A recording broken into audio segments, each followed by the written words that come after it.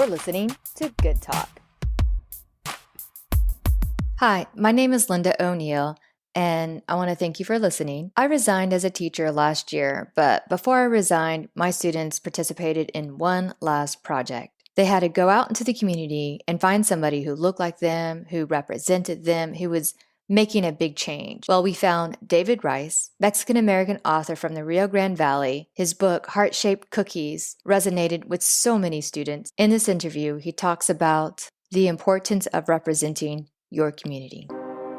David Rice secured his mark on Chicano literature with his critically acclaimed book, Heart-Shaped Cookies. Many of his short stories in the book took place in the Rio Grande Valley, where he is from. We asked him how his culture influenced his writing.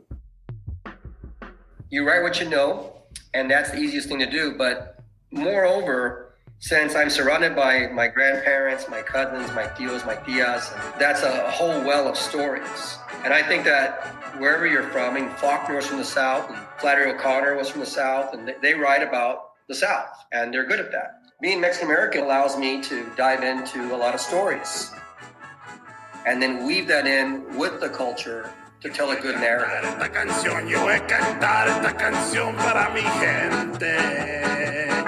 to me, it's very important to write what you know, to preserve their voices and tell a good story. The racist tones in Trump's administration they're bringing crime, they're rapists, led to violence. Run, Mija, run! During the summer of 2019 in El Paso, a white racist killed 23 and injured 23 more in a mass shooting.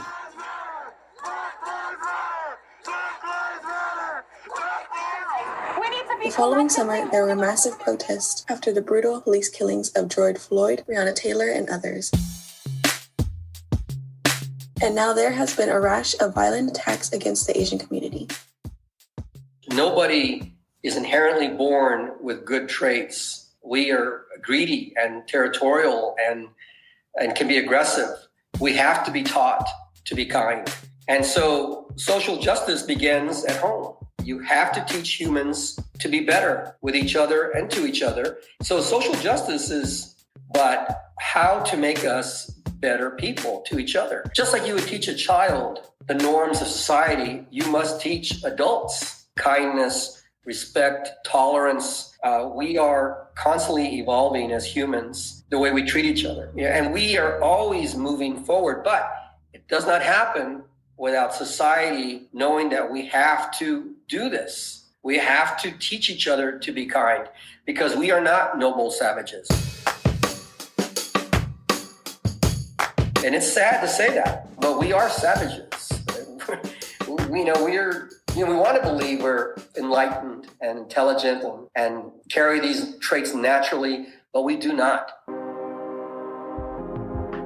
You are a direct reflection of your home environment, of your community, of the people you surround yourself with.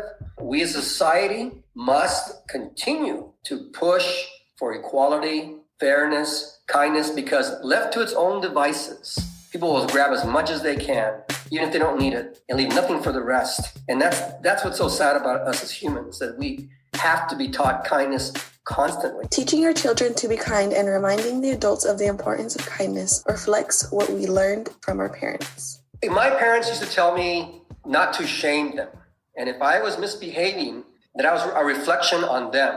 So they held me accountable for my actions, and they would say, "Why do you shame us?" But it was very effective because I don't want to shame my parents. I don't want to shame my culture. I don't want to shame my community. So I try to do the best I can. And I fail every day, by the way. I fail all the time. But I'm aware and try to channel that. You have to be told. You have to read. You have to listen because we are imperfect beings. And to get to social justice, we as a community, as a people, need to be told constantly that pasiwate, behave, do what's right. It's not easy, but it has to be done.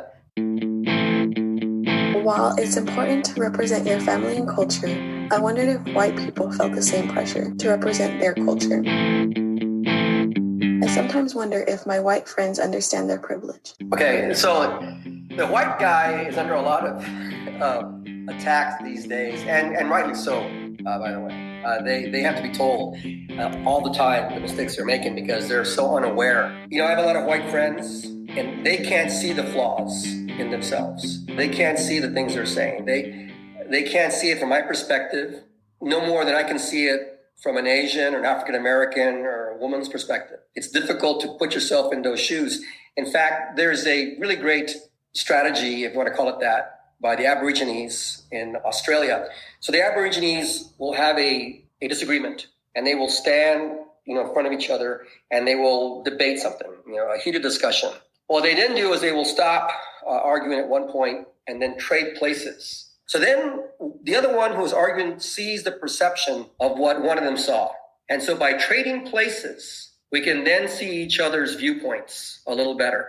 And a lot of folks don't want to trade places.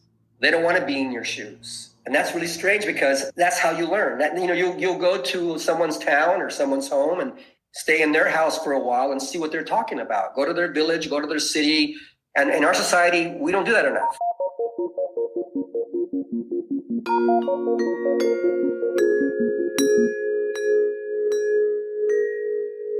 So I used to be a lifeguard when I was a kid. And they taught us in lifeguard, when you go to save a drowning person, they could very well drown you. They could grab you in their panic.